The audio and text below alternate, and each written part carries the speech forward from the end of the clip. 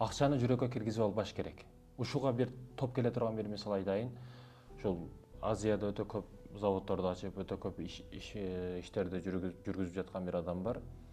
Ал айтат, Орусияга атайын товарларды алып келүү үчүн банкка башка жолдорду каалаган жокмун, банкка акча салдым.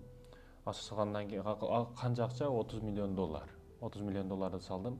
Бирок ал келгенге чейин кичине күтүү туура келди. Кокустан уруш согуш башталып кетти. Бул кече жакында эле Украина андай болгонго чейин болуп аткан неме да. Анан автоматтык түрдө рубль түштү, башка түштү, анан акчанын жарымы күйүп кетти дейт автоматтык түрдө. Ошол жерде менде оорулар пайда болду, ар кандай оорулар. Жүрөгүм бир жерде тынып тура албайт, тынчтыкта тура албайт дейт да.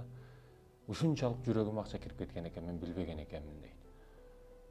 Андан кийин эмне кылабыз, акчанын башкасын калганын чыгарып алышыбыз керек эми деп чыгарып алайлы десек, банкка кирген акча дагы, кеткен акча дагы бардыгы тыюу салынды, кирүүгө дагы, чыгууга дагы. Тыюу салып койду дейт. Ошол учурда мен чындап сездим, туя билдим, чындап менин жүрөгүмө келген акча дейт да. Ошонун себеби мен ооруп калдым.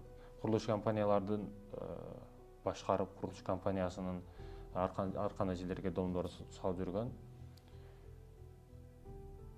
Бир чоң суммага алданып калып, ооруп калып, ошонун айынан, акчанын айынан өлүп калды да.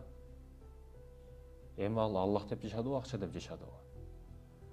Демек, урматтуу мекендештерим, акчаны кармаган учурда эч качан жүрөккө киргизбешибиз керек экен акчаны. Акчаны колдо кармашыбыз керек. Колдо акчаны ойлонбостон ар кимге бере беребиз Аллах үчүн. А эгер жүрөккө кирип калса бул акча, бул жерден чыгарыш өтө кыйын болуп калат. Ошондуктан Аллах үчүн акчаны колдонушубуз керек.